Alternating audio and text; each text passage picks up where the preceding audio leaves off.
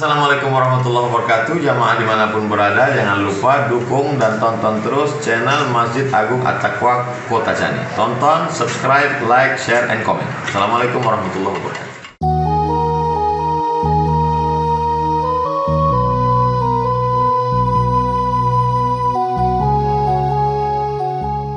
Alhamdulillahi Rabbil Alamin. وبه نستعين على أمور الدنيا والدين. أشهد أن لا إله إلا الله وحده لا شريك له، وأشهد أن محمدًا عبده ورسوله الذي لا نبي بعده. اللهم صل وسلم على نبينا محمد وعلى آله وأصحابه أجمعين ومن تبعه بإحسان إلى يوم الدين. فقال الله تعالى في كتابه المبين: أعوذ بالله من الشيطان الرجيم، بسم الله الرحمن الرحيم. يا أيها الذين آمنوا اتقوا الله حق تقاته ولا تموتن إلا وأنتم مسلمون. رب اشرح لي صدري ويسر لي أمري واحلل عقدة من لساني يفقه قولي. فيا عباد الله، أوصيكم ونفسي بتقوى الله فقد فاز المتقون. Amma ba'd. Hadirin kaum muslimin, jamaah salat Jumat yang dirahmati Allah Subhanahu wa taala. Selaku hamba Allah, marilah kita bersyukur kepada Allah Subhanahu wa taala, karena Allah Subhanahu wa taala telah memberikan kepada kita begitu banyak nikmat. Di antara nikmat yang telah diberikan Allah kepada kita adalah nikmat. Ada di antara kita diberikan oleh Allah Subhanahu wa taala nikmat jabatan. Ada di antara kita diberikan oleh Allah Subhanahu wa taala nikmat kesehatan. Ada juga di antara kita diberikan oleh Allah Subhanahu wa taala nikmat pekerjaan, harta dan lain sebagainya. Semua itu adalah titipan Allah Subhanahu wa taala.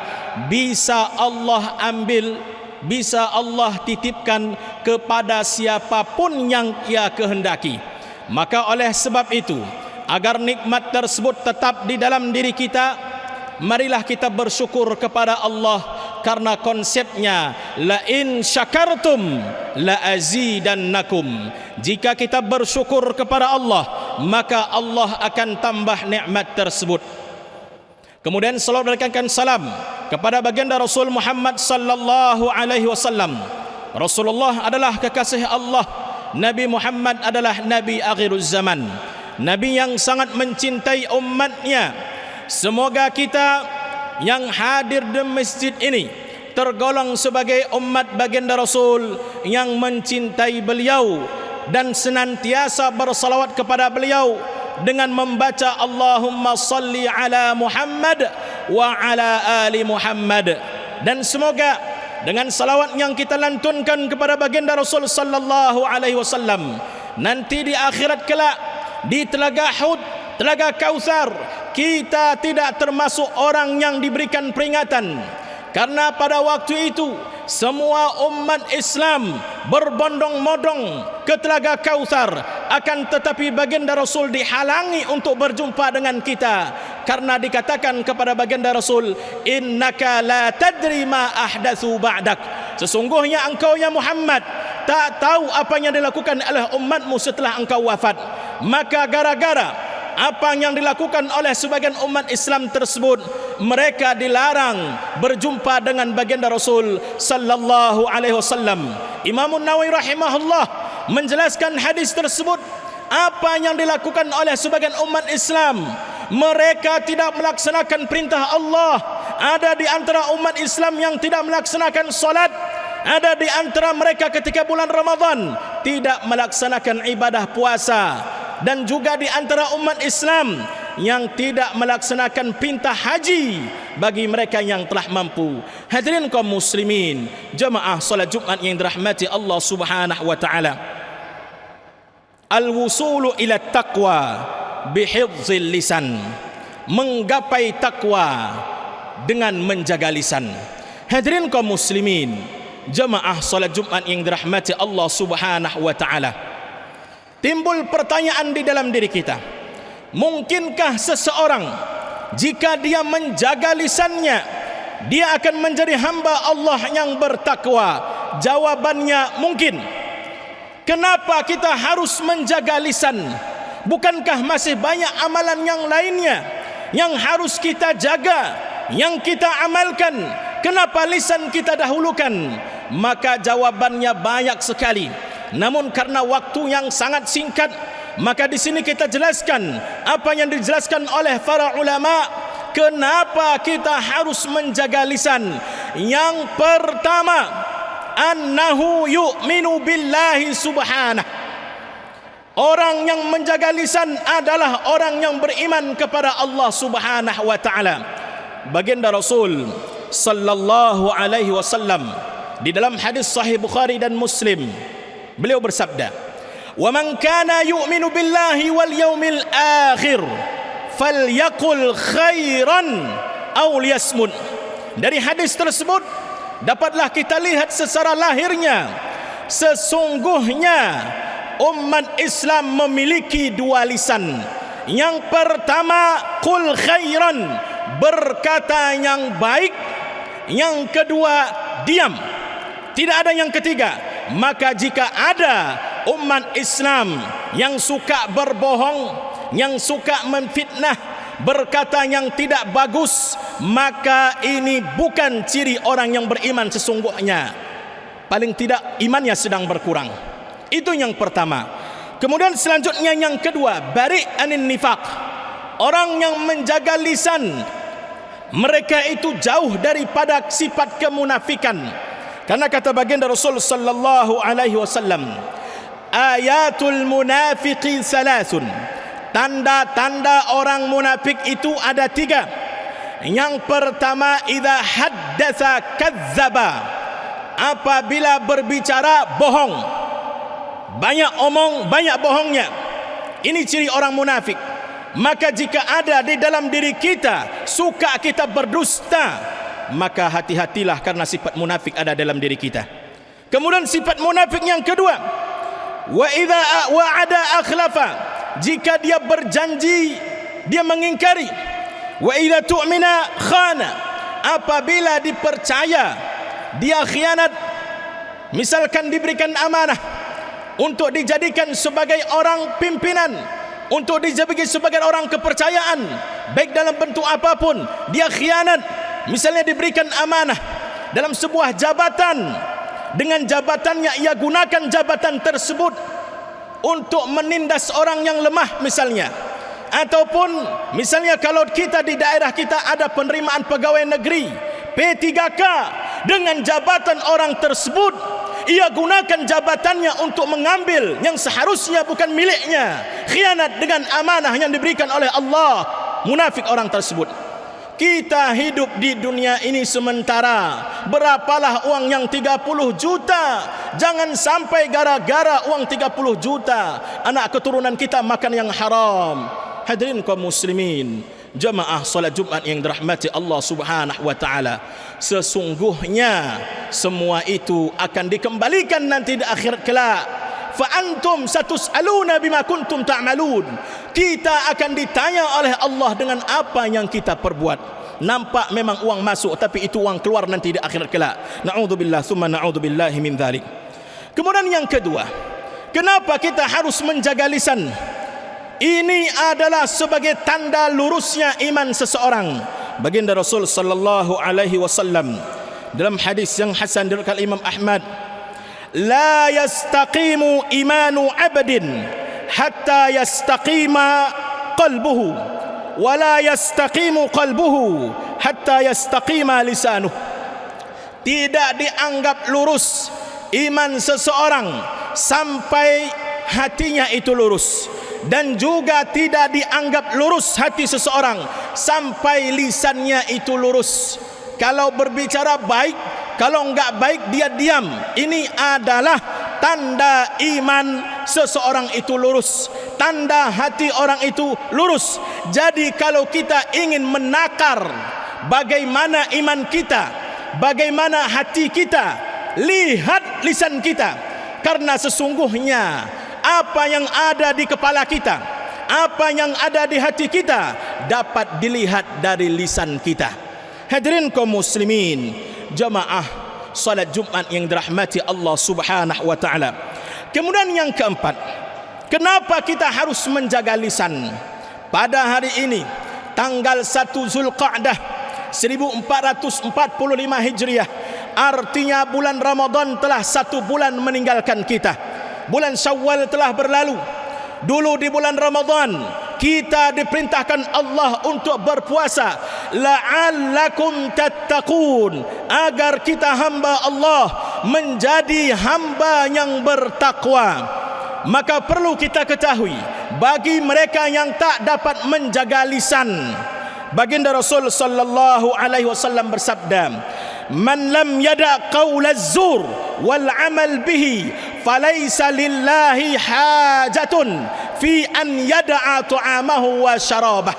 Sesungguhnya kata baginda Rasul, siapa yang tidak dapat meninggalkan perkataan dusta, perkataan bohong, dan dia malah melakukannya, falaisa lillahi hajatun, Allah tidak butuh fi an yada'a ta'amahu wa syarabah, puasanya. Allah enggak butuh puasanya.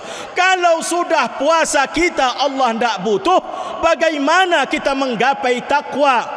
Mustahil. Maka hadirin kaum muslimin, jamaah salat Jumat yang dirahmati Allah Subhanahu wa taala, ternyata lisan begitu penting. Lisan begitu penting bagi kita umat Islam. Kenapa lisan harus kita jaga? Karena untuk menggapai takwa sangat besar, sangat kecil kemungkinan untuk kita gapai jika lisan kita tidak kita jaga. Kemudian yang kelima, kenapa kita harus menjaga lisan? Karena sesungguhnya orang menjaga lisan itu adalah huwa yakunu musliman haqqan. Orang yang dapat menjaga lisan, dia mampu menjaga muslim yang sesungguhnya. Baginda Rasul sallallahu alaihi wasallam dalam hadis sahih Bukhari dan Muslim, apa kata baginda Rasul? Al-muslimu man salimal muslimuna min lisanihi wa yadihi. Sesungguhnya seorang muslim itu, mereka adalah salimal muslimuna, orang-orang Islam selamat dari keburukan, min lisanihi, lisannya, wa yadihi, dan tangannya. Ketika ada orang Islam, jika orang berbicara kepadanya, maka yang keluar dari lisannya adalah pujian, yang keluar dari lisannya adalah kata-kata yang memberi motivasi, yang keluar dari lisannya adalah salawat, yang keluar dari lisannya adalah ucapan yang baik. Ini adalah muslim yang baik. Namun jika kita menjumpai seseorang, kita berbicara dengannya, setiap berbicara dengannya si fulan buruk, orang itu enggak benar, orang itu jahat, semua kalimat dari lisannya mencemoohkan, merendahkan, maka ini adalah salah satu orang yang kurang keislamannya dalam pandangan baginda Rasul sallallahu alaihi wasallam. Kemudian selanjutnya, kenapa kita harus menjaga lisan? Li'anna Allah khalaqana lasna abathan. Sesungguhnya Allah Subhanahu wa taala menciptakan kita tidak main-main. Wa nahnu raji'una ilaihi subhanahu. Kita semua kembali kepada Allah Subhanahu wa taala. Inna lillahi, sesungguhnya kita adalah milik Allah, wa inna ilaihi raji'un, dan kita kembali kepada Allah Subhanahu wa taala. Hadirin kaum muslimin, jemaah salat Jumat yang dirahmati Allah Subhanahu wa taala, selagi hayat masih di kandung badan, Allah berikan kesempatan kepada kita, maka marilah kita jaga lisan kita. Karena sesungguhnya lisan ini dapat mempengaruhi diri kita, lisan ini dapat mempengaruhi orang lain, lisan ini dapat menjadi sesuatu yang baik untuk kita, lisan juga dapat menjadi buruk bagi kita. Karena sesungguhnya kita akan kembali kepada Allah Subhanahu wa ta'ala, dan semua yang kita lakukan akan kita pertanggungjawabkan di hadapan Allah. Kalau bertanggungjawab di hadapan Allah tak sama dengan bertanggungjawab di hadapan manusia. Kalau di depan manusia mungkin bisa kita bayar, bisa saja. Di depan manusia kita bisa berkilah, di depan manusia bisa kita menipu, tetapi di depan Allah Subhanahu wa ta'ala kita tak dapat melakukan semua itu, karena sesungguhnya pada waktu itu semua anggota badan kita bisa menjadi saksi. Semua yang kita lakukan, yang kita ambil bukan hak milik kita, yang kita lakukan dalam bentuk kezaliman, nampaknya di dunia ini uang masuk, nanti di akhirat kita kembalikan kepada yang berhak. Maka ketika itulah kita mengatakan, ya laitani kuntu turaba, ya Allah, seandainya aku jadi tanah saja. Maka hadirin kaum muslimin, jemaah salat Jumat, tanya pada diri kita, maukah kita jadi tanah sekarang ini? Tentu jawabannya tidak ada di antara kita yang mau jadi tanah. Akan tetapi bagi mereka yang melakukan kezaliman di muka bumi Allah Subhanahu wa ta'ala, nanti di akhirat ketimbang mereka merasakan pedihnya azab api neraka, lebih baik mereka menjadi tanah. Hadirin kaum muslimin, jemaah salat Jumat yang dirahmati Allah, kalau kita ditakdirkan menjadi orang kaya, kita akan menjadi orang kaya. Kalau kita ditakdirkan memiliki uang yang banyak, kita akan diberikan Allah uang yang banyak. Cuman jalannya kita yang menentukan, kita pilih jalan yang halal atau yang haram. Sesungguhnya ada uang yang haram, jika kita akan mendapat rezeki dengan jumlah demikian, kita tinggalkan pun uang tersebut akan menjadi milik kita dengan cara yang halal. Hadirin kaum muslimin, jemaah salat Jumat yang dirahmati Allah Subhanahu wa ta'ala, yang terakhir, ada seorang laki-laki datang kepada baginda Rasul sallallahu alaihi wasallam. Dia berkata kepada baginda Rasul, inna fulanah taqumul lail wa tasumun nahar wa taf'alu wa tasaddaq wa tu'dhi jiranaha. Ya Rasulullah, ada seorang perempuan, dia melaksanakan qiyamul lail, di siang harinya dia berpuasa, dia beramal, dia bersedekah, akan tetapi ada satu masalah, lisannya menyakiti tetangganya. Mendengar jawaban Rasulullah sallallahu alaihi wasallam, mendengar jawaban laki-laki tadi, maka Rasulullah sallallahu alaihi wasallam bersabda, la khaira fiha hiya min ahlin nar. Orang tersebut, kata baginda Rasul, tidak ada nilai kebaikan di dalam dirinya dan dia adalah ahlu neraka. Bayangkan hadirin kaum muslimin, jemaah salat Jumat yang dirahmati Allah, orang yang melakukan salat tahajud, orang yang bersedekah, orang yang berpuasa, orang yang beramal, hanya karena lisannya, baginda Rasul, orang tersebut jika tak bagus lisannya, la khaira fiha hiya min ahlin nar, enggak ada kebaikan di dalam dirinya dan dia ahlu neraka. Na'udzubillah thumma na'udzubillah min dzalik. Hadirin kaum muslimin, jemaah salat Jumat yang dirahmati Allah Subhanahu wa ta'ala, semoga kita menjadi hamba Allah yang bertakwa kepada Allah, yang takut akan azab Allah. Karena sesungguhnya Allah kalau telah memberikan azab, syadidul azab, sangat pedih azab Allah Subhanahu wa ta'ala. Kena duri pun kaki kita enggak sanggup, kena kepaku pun enggak sanggup, kita sibuk kita mencari dokter. Bagaimana dengan azab Allah Subhanahu wa ta'ala? Na'udzubillah thumma na'udzubillah min dzalik. Hadirin kaum muslimin, jemaah salat Jumat yang dirahmati Allah, semoga kita selalu ingat bahawa sesungguhnya yang kita ambil bukan hak milik kita, nanti akan kita kembalikan. Barakallahu li wa lakum fil Qur'anil azim, wa nafa'ni wa iyyakum bima fihi minal ayati waz zikril hakim, wa taqabbal minni wa minkum tilawatahu innahu huwas samiul alim.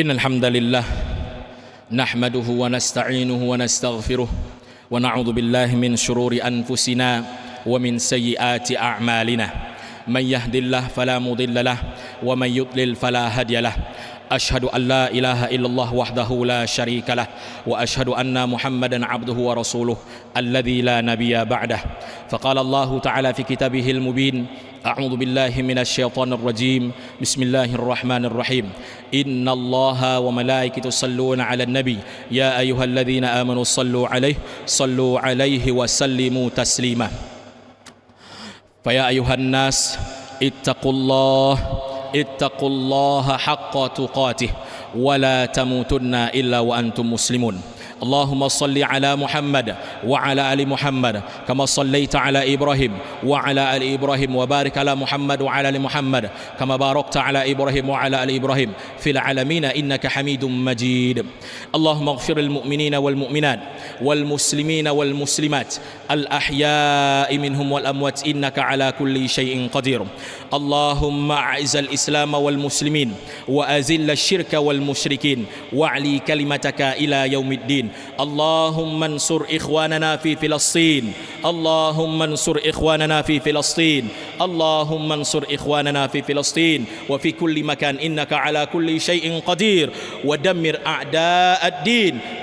أعداء الدين إنك على كل شيء قدير عباد الله إن الله يأمر بالعدل والإحسان وإيتاء ذي القربى وينهى عن الفحشاء والمنكر والبغي يعظكم لعلكم تذكرون ولذكر الله أكبر. Assalamualaikum warahmatullahi wabarakatuh. Jamaah dimanapun berada, jangan lupa dukung dan tonton terus channel Masjid Agung At-Taqwa Kota Cani. Tonton, subscribe, like, share, and comment. Assalamualaikum warahmatullahi wabarakatuh.